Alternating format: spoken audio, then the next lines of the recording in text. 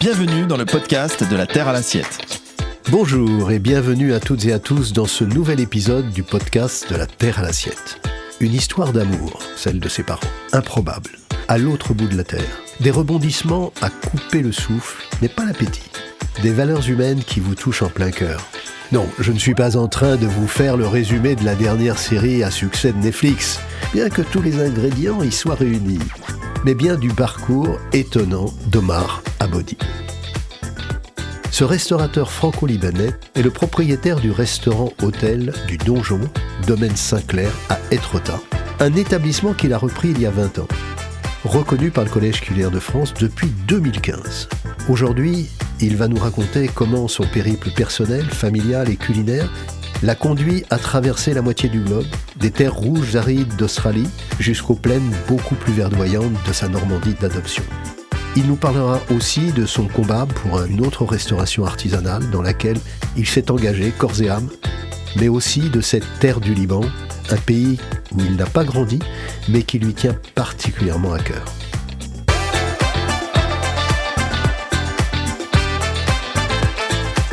Une émission présentée par Christian Rogoubi.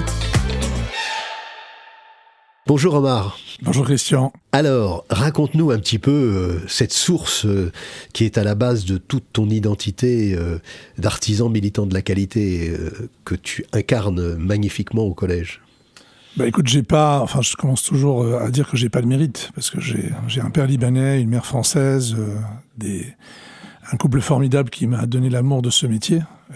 Alors vous m'excuserez d'avance, mais quand j'étais gamin, de l'âge de 6 ans à 18 ans, j'étais au pensionnat et j'avais toujours dit jamais je ferai ce métier de merde. Et en fait, finalement, je crois que j'ai un peu raté ma promesse. Mais c'est un papa et une maman qui se sont rencontrés en fait dans un environnement assez incroyable en Australie. Le premier partait en fait du Liban dans un cargo de 5000 personnes et puis en arrivant à Sydney se retrouve à faire 3 boulots. Le matin, il était agent à la Qantas et à la Middle East Airlines parce qu'en fait, il faisait technicien là-dessus. Après, le jour où en fin de journée, il était barman et la nuit, il était postier où il triait le courrier. Et évidemment, il dormait, mais il donnait la moitié de son salaire à son collègue. Et puis ma mère, qui elle est partie dans les années, en fait, elle avait 17-18 ans en Nouvelle-Calédonie. Après, elle part en Australie. Elle rencontre mon papa. Après ce choc entre une blonde et un persan, c'était un peu la fusion incroyable. Et maman a été, je le dis assez souvent, mais la première féministe. En fait, en Australie, c'est une société très machiste. Et elle a été la première à avoir cette autorisation d'alcool pour vendre de l'alcool dans un restaurant. Et le premier restaurant français qui a été construit à Sydney à l'époque, et d'autres ont suivi évidemment derrière. Mais c'est toute cette persévérance et puis c'est aussi la conviction de savoir d'où je viens, d'un milieu modeste au départ, mais en fait qu'ils ont su eux construire.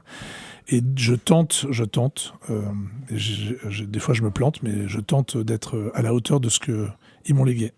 Ce qui est extraordinaire dans tout ce que tu dis, c'est que ça incarne complètement ce que vous développez au Collège culinaire de France, c'est-à-dire le fait que d'où l'on vient, d'où l'on parle, ce qui est inscrit dans votre identité profonde, se traduit complètement dans le métier. C'est vraiment le métier que vous appelez d'artisan militant de la qualité. C'est un métier qui incarne l'identité profonde d'une personne et d'un territoire. Je partage totalement. Si tu veux, je pense qu'il faut que, au-delà de l'incarnation, c'est de le vivre, c'est de l'habiter, c'est de l'assumer. Et pendant très longtemps, quand j'ai repris l'affaire familiale, j'étais un peu opposé à la notion familiale. J'étais en fait, ça y est, il fallait faire grand, il fallait faire plus gros, plus fort, plus. Et finalement, je suis revenu en fait à mes erreurs de jeunesse, qui en fait peut-être m'ont conduit en fait à apprendre avec un chemin qui n'a pas été toujours droit, mais qui a été en fait un cheminement qui nous permet de nous inspirer en fait et au moins d'en tirer les leçons.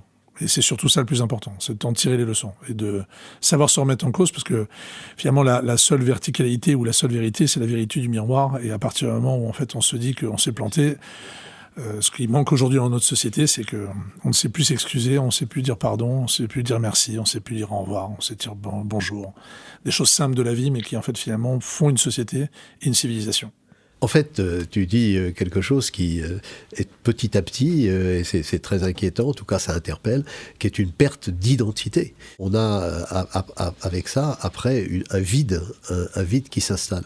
Que le fait de cultiver, de nourrir son identité, avec les erreurs, comme tu dis, avec les échecs, c'est ce qui renforce, c'est ce qui permet d'affirmer l'avenir. Alors, on parle souvent d'échecs et d'erreurs parce que c'est en fait ce qui nous grandit, mais il y a aussi des réussites. Donc après, il faut garder l'espoir. Donc même si la perte d'identité est peut-être flagrante et fortement visible aujourd'hui, il ne faut pas perdre espoir et il faut maintenir en fait le cap. Il faut Alors garder tu le traduis l'étoile. magnifiquement, je voudrais revenir à cette notion de territoire. Parce que si tu avais à définir ton territoire à travers notamment ce que tu fais en Normandie, ce que tu fais aussi par rapport au Liban, je trouve ça vraiment très très intéressant. Et même la façon dont tu as abordé ta relation au Liban, notamment depuis la Covid et le changement de système de pensée par rapport à ça. Alors pour revenir un peu à cette histoire-là, c'est que je pense que le territoire, il correspond à l'histoire que l'on écrit. Lorsque le Covid est arrivé, la première gifle, alors en général les politiques n'aiment pas trop qu'on dise ça, mais la première gifle a été le 14 mars où en fait tout le monde oublie. Mais le 14 mars à 20h, il fallait qu'à minuit on ferme les restaurants. Alors moi, comme un bon vivant, le lendemain j'ai fait une grosse fête avec tous mes collaborateurs, on a vidé les frigos, donc c'était bien.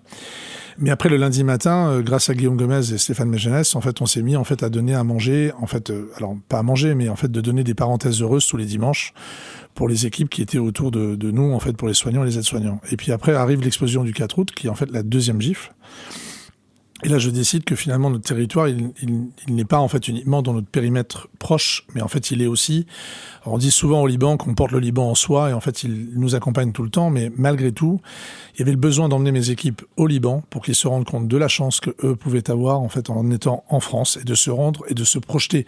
Ça ne veut pas dire que le Liban est mieux que la France est mieux que le Liban, c'était même pas ça le sujet, c'était uniquement d'arriver à se projeter avec une sorte de vision et une sorte de perception, en fait, en se disant... où on se positionne dans ce territoire, où on se positionne dans l'espace. Et puis, finalement, on a aidé les Libanais, on a envoyé des conteneurs, on a emmené des équipes, on a fait le premier voyage avec 25 collaborateurs, le deuxième avec 35 collaborateurs, et puis, à force d'envoyer du poisson sans leur apprendre à pêcher, il y avait un petit souci.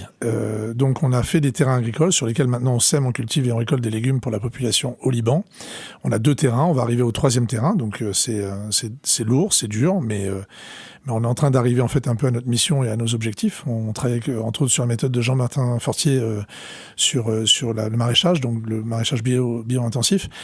Et puis on est arrivé en fait à avoir un parallèle où on a ramené tout ça en France, où on travaille avec une association qui s'appelle Graines en Main, qui permet de recréer de la verticalité pour les gens qui sont en échec social en France. Et en fait, on les a réintégrés dans notre potager au donjon pour que finalement on dise que ce que nous pouvons faire au Liban, on peut aussi le faire en France. C'est vraiment passionnant. Ça me permet d'aborder ce qu'on appelle, nous, Toc Toc qui est là.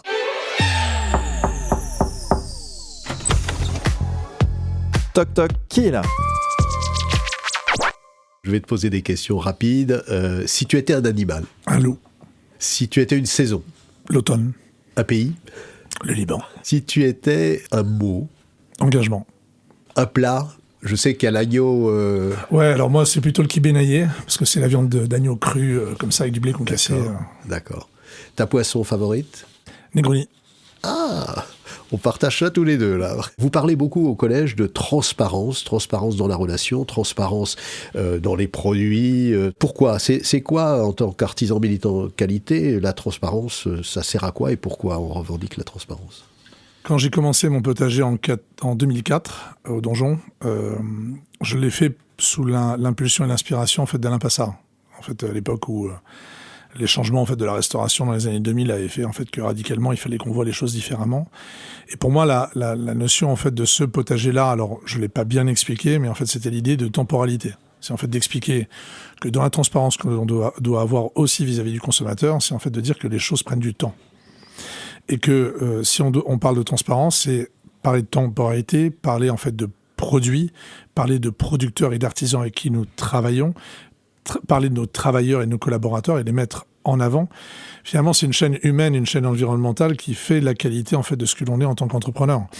Après, je suis d'abord et avant tout restaurateur, peut-être plus des fois ambianceur mondain ou dans l'hospitalité, mais malgré tout, la profondeur, elle est pour moi importante et forcément, elle amène, pour qu'elle soit confirmée, il faut être transparent derrière.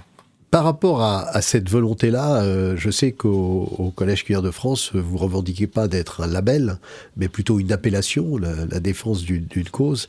Quelles sont les difficultés auxquelles on se heurte quand on a cette démarche-là ? La difficulté de l'humain. C'est en fait toujours les perceptions et les freins. De tout, c'est un peu la règle les freins au changement. Donc dès qu'on commence à changer quelque chose, ça plaît à personne. Donc c'est un combat permanent, c'est un engagement. Enfin, Xavier Alberti l'a dit très bien à la dernière convention de territoriat, mais sans engagement, rien ne commence, mais sans constance, rien ne finit. Donc je pense que de toutes les manières, c'est un travail continu, permanent, assidu. Il faut en être fier, il faut après le propager, il faut le diffuser en fait derrière. En étant là-dessus, c'est plutôt une bonne chose. Après, de tout dans le système de label, appellation, pour moi, ce ne sont que des mots et c'est pas en fait l'incarnation de ce que l'on a. Aujourd'hui, il faut juste en fait assumer qu'on est Collège Cuillère de France. Il faut le faire savoir, il faut que les consommateurs le comprennent. Et pour moi, mon combat, c'est en fait d'arriver à ce que finalement une restauration durable, raisonnée, incarnée et responsable soit vraiment identifiée différemment de toute l'autre partie de la restauration qui est une nécessité, mais qui n'est pas un besoin. Ouais, c'est une belle formule. En fait, on s'aperçoit que c'est une construction.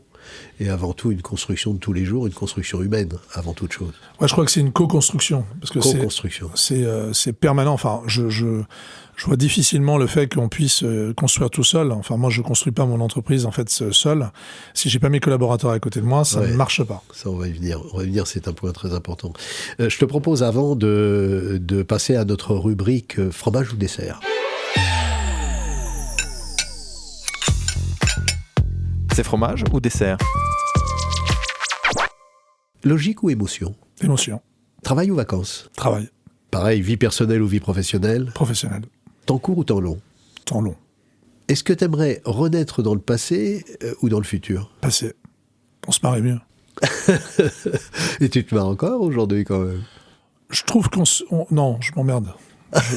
Ouais, c'est moins drôle. Mais t'as une sacrée énergie pour t'emmerder. Ouais, non, mais après, on est contraint à des obligations qui sont beaucoup plus lourdes qu'elles n'étaient en fait auparavant. Et donc, je trouve que on a perdu le sens en fait de l'humain et on a perdu le sens. Je disais tout à l'heure, votre décor est absolument incroyable. Moi, c'est top. Enfin voilà, c'est ce côté en fait. On a perdu le sens du temps et c'est le dernier luxe qui nous reste. Ta cuisine étrangère préférée ? Libanais, ok. Alors, on passe maintenant à la dernière partie. Comment est-ce que tu conçois, je sais que tu le développes beaucoup, tu en as parlé tout à l'heure, mais comment est-ce que tu conçois tes relations de coopération avec d'autres producteurs ou même avec d'autres restaurants ? Parce que je sais que tu es très actif au sein du collège. Explique-nous un petit peu comment tu vois ça. Écoute, la coopération qu'on doit avoir et la collaboration avec les producteurs et les artisans, c'est un travail continu encore une fois. En fait, malheureusement, c'est toujours un peu la notion de la fourmi. En fait, c'est un travail de besogneux. Enfin, moi, je suis un ouvrier. Je reste un ouvrier. Donc, en fait, l'idée, c'est de travailler et de parler avec des ouvriers. Alors après, on peut donner des mots, de l'élégance autour, mais on reste des ouvriers parce qu'on est les faiseurs. Ouais.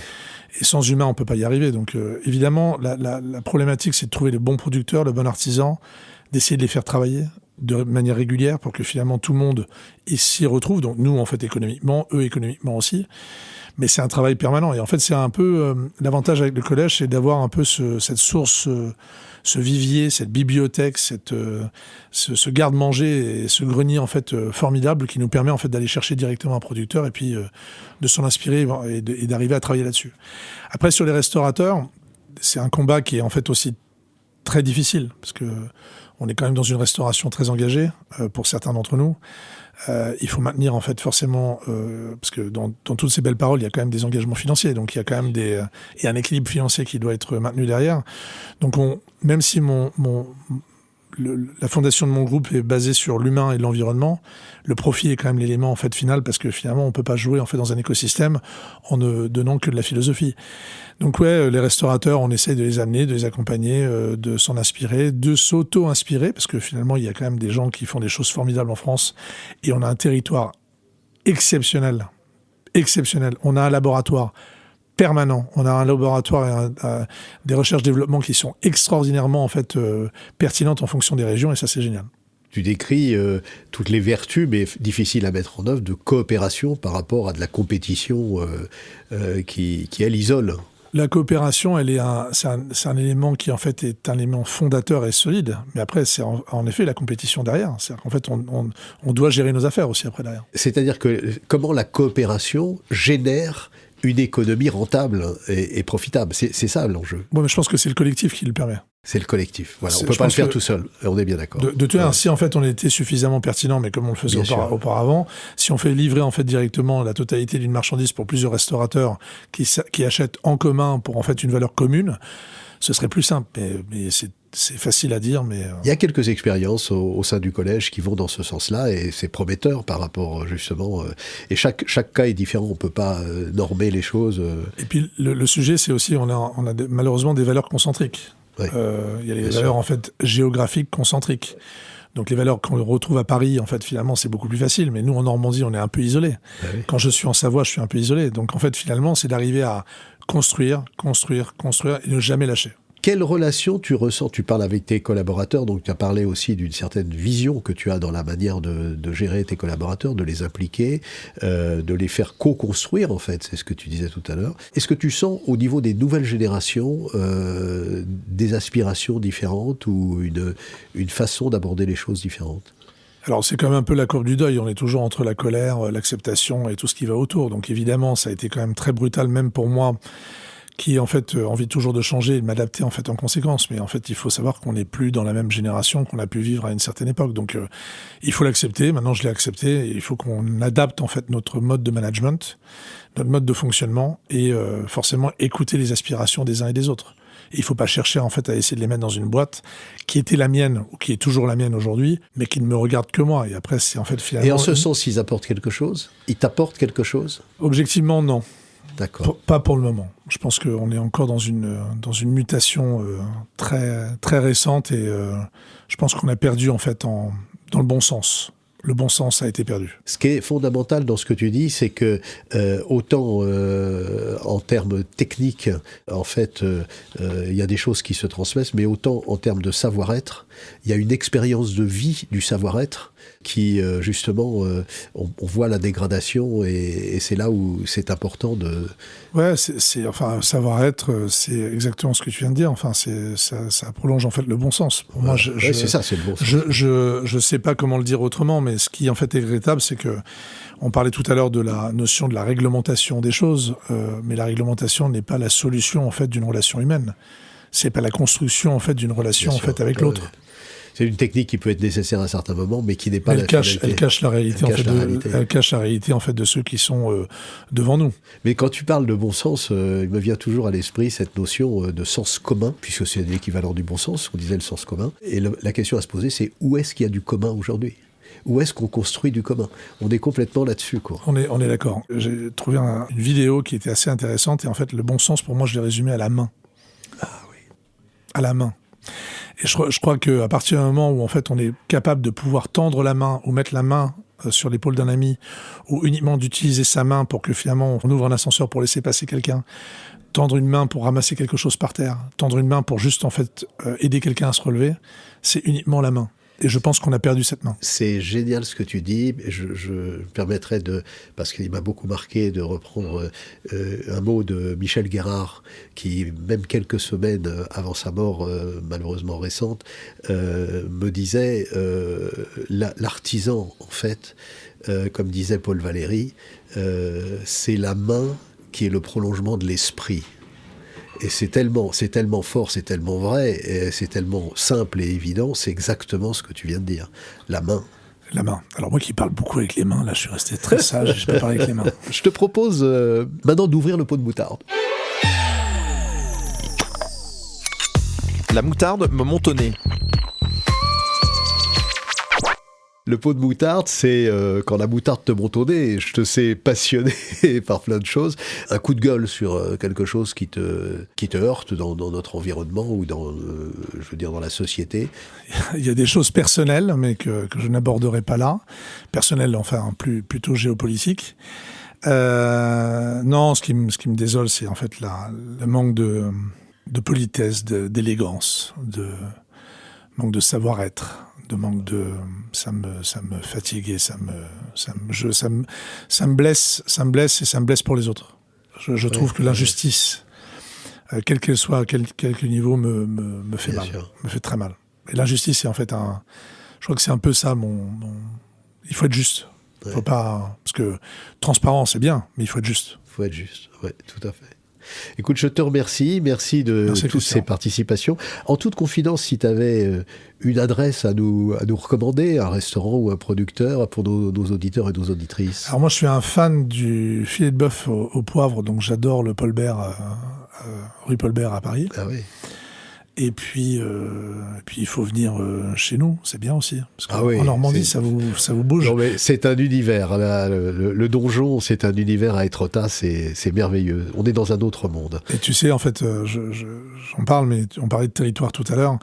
Mais t'imagines quand même que j'ai aussi, en fait, maintenant un restaurant subsaharien africain, en fait, au niveau du Racine, à Étretat. Donc, j'ai bousculé un peu les cauchois. Donc, j'ai ramené du territoire africain à Étretat et ça les a décoiffés. Ah, c'est génial. On est vraiment dans la diversité et la mixité.